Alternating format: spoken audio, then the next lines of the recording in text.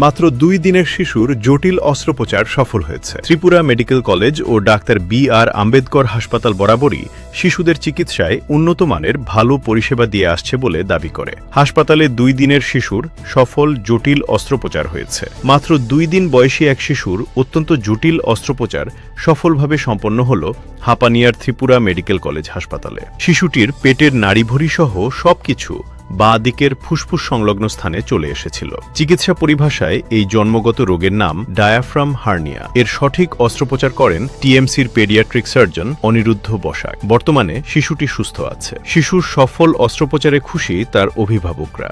গত 20 মে শিশুটির অস্ত্রোপচার হয়েছিল। ডাক্তার অনিরুদ্ধ বসাক নিজেই স্বীকার করেন এই অস্ত্রোপচার খুবই জটিল ছিল। সবার সহযোগিতাতেই অস্ত্রোপচার সফল হয়েছে। আমার নাম বৃতি রয়, আমার বাড়ি তেলিয়ামুড়া করিল। কি হয়েছিল? মানে প্রথমে তো আমরা প্রেগনেন্সির টাইমে তো কোনো কিছু ধরা পড়ে না। তারপরে হঠাৎ করে 9 মাসের সময়, যে সময় মানে সোনোগ্রাফি করছি 1 মাস আগে ডেলিভারির, তখনই ধরা পড়ছে যে বেবির একটু সমস্যা আছে, হার্নিয়া ধরা পড়ছে। তখনে যে আমরা অভিজিৎ স্যারের কাছ থেকে এখানে আইসি, এই স্যারের কাছে আসার পরে স্যারে দেখা যে কইছে যে মানে সমস্যা একটু মানে বেশি হয়ে গেছে এতদিনে, তার লাগে এখন বাচ্চা অপারেশনের পরে এমনকি আছে থাকলেও থাকতে পারে, নয়তো একটু শ্বাসটা একটু অন্যরকমভাবে করব। তো স্যারে কইছে যে মানে সঙ্গে সঙ্গে অপারেশন লাগবে এটা। তো তারপরে জিবিতে আমরা মানে ডেলিভারি করাইছি 19 তারিখ। তারপরে এখান থেকে আমরা স্যারের কাছে মানে এখানে স্যারের কাছে আনা হয়েছে মানে 19 তারিখে, 20 তারিখ মানে স্যারে সার্জারি করছে।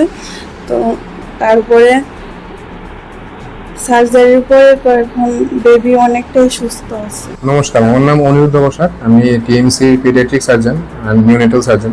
তো এই বাচ্চাটা এসেছিল আমার কাছে মার যখন পিরিয়ড অফ গেস্টেশন 38 উইকস, তখন আমার চেম্বারে এসেছিল ওই একটা অ্যান্টিনেটাল ইউএসজি নিয়ে। ওইখানে লেখা ছিল যে বাচ্চা নাকি লেফট সাইডে যে ফুসফুস থাকে, থোরাক্সে বুকের মধ্যে যে ফুসফুস থাকে, ওই জায়গায় পুরো পেটের নাইভি সব লেফট সাইডে বাঁ দিকে উঠে গেছিলো। এটা আমরা মেডিকেলি বলি left sided congenital diaphragmatic hernia.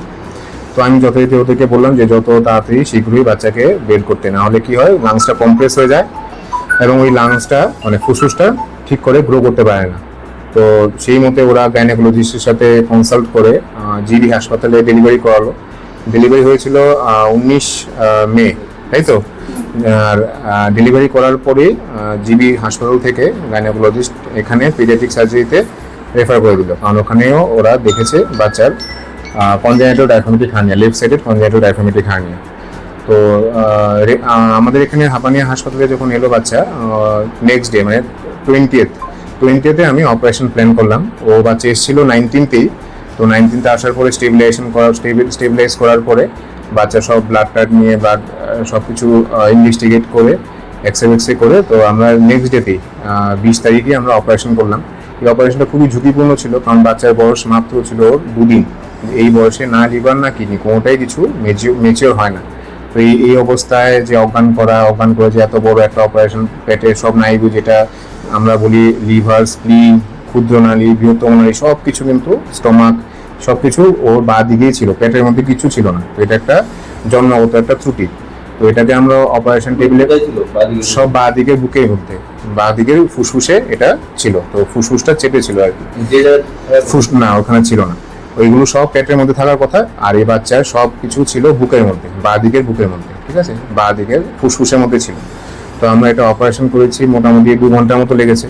এখানে একটা কথা উল্লেখযোগ্য, এখানে যে অ্যানাস্থেসিওলজিস্ট বা অ্যানাস্থেসিয়া টিম যে ছিল খুবই কোঅপারেট করেছে। এই বাচ্চাকে অ্যানাস্থেসিয়া দেওয়াও একটা বিশাল বড় চ্যালেঞ্জ, প্লাস পোস্ট অপারেটিভ যে কেয়ার এসএনসিউতে যে সিস্টাররা যা আছে ওরাও খুব কোঅপারেশন দিয়েছে, ঠিক আছে। তো অ্যাজ এ টিম ওয়ার্ক, এটা অপারেশনের দিক দিয়ে, বাচ্চার বয়সের দিক দিয়ে, প্লাস সবার যে একটা মিলিত একটা কোঅপারেশন, এটা খুব ভালো হয়েছিল। এর জন্য এখন বাচ্চাটা একদম পুরোপুরি সুস্থ হয়ে গেছে। বাচ্চা মায়ের বুকে দুধ টেনে খাচ্ছে, পায়খানা করছে। এখন আই থিঙ্ক আমরা 1 দিন বা 2 দিন, কালকে বা পরশুর মধ্যে আমরা ছুটি দিতে পারবো। বাচ্চা এখন স্বাভাবিকই আছে। যে বাচ্চাটা মানে কি বলবো, ওটাকে 50-50 চান্স ছিল যে এটা বাঁচবে কিনা বাঁচবে না। ইভেন এরকমও হয়, এরকম বাচ্চা যদি বেশি লেটলি রেফার হয়, দেরিতে রেফার করা হয়, বাচ্চা আমার এখানে টিএমসিতে আস্তে আস্তেই বাচ্চা সাইনোসিস হয়ে পুরা খুব খারাপ হয়ে যায়। তো এটা টাইমলি রেফার হয়েছে, মানে যে যখন ডেলিভারি করেছে তখনই রেফার হয়েছে এবং ঠিক ইমিডিয়েটলি এরপরের দিনই অপারেশন হয়েছে, প্লাস সবার একটা মিলিত একটা কন্ট্রিবিউশন, সব কিছু মিলিয়েই এই বাচ্চা এখন সুস্থ আছে।